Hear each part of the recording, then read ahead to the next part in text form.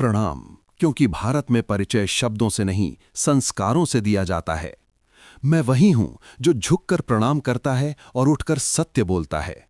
मैं उस भारत से आता हूं जिसके होठों पर गंगा बहती है और हाथों में तिरंगा लहराता है, जिसने सत्यम शिवम सुंदरम कहा और वंदे मातरम को सांसों में उतार लिया।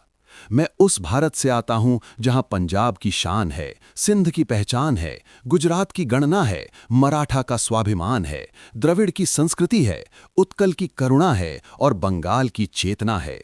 मैं उस भारत से आता हूं जो ठुकराए हुए लोगों के लिए आखिरी शरण बन जाता है और 7 समंदर पार से आए अजनबी को भी ब्रदर्स एंड सिस्टर्स कहकर बुलाता है।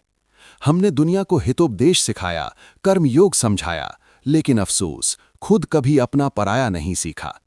मेरा भारत वसुधैव कुटुंबकम पर जीता है। वो नीलकंठ है, खुद विष पीकर दुनिया को अमृत देता है। मेरा भारत कर्मण्येव अधिकारस्ते गाता है, तीनों लोकों का स्वामी होकर भी माखन चुराता है, महाअवतार होकर भी मां के हाथों डांट खाता है। यही मेरा भारत है। मैं गौतम के भारत से आता हूं जहां जनहित के लिए राजकुमार सन्यासी बन जाता है। मैं राम के भारत से आता हूं जहां पिता की एक बात पर सिंहासन छोड़कर वनवास स्वीकार कर लिया जाता है। मेरा भारत नारी को देह से नहीं, देवी के दर्जे से पहचानता है, जहां शक्ति दुर्गा है, धैर्य सीता है और त्याग सावित्री है। लेकिन याद रखना, अगर नारी का अपमान हो जाए तो इस देश का बच्चा बच्चा रणबांकुरा बन जाता है। रावण ने मां का हरण किया था तो हमने पूरी लंका जला दी थी। इतिहास पढ़ो, हमारे माथे पर लिखा है, अन्याय के सामने झुकना भारत को आता नहीं।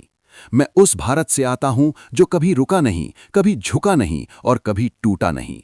मैं उस भारत से आता हूं जो वीरता की वसुंधरा है, शांति का पहला शंखनाद है और मानवता का अंतिम आसरा है।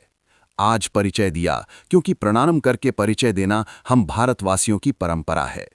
मिट्टी हूं इसलिए खुशबू छोड़ता हूं, झंडा हूं इसलिए सिर ऊंचा रखता हूं। लड़ना मेरी आदत नहीं, लेकिन जरूरत पड़े तो पीछे हटना भी नहीं जानता।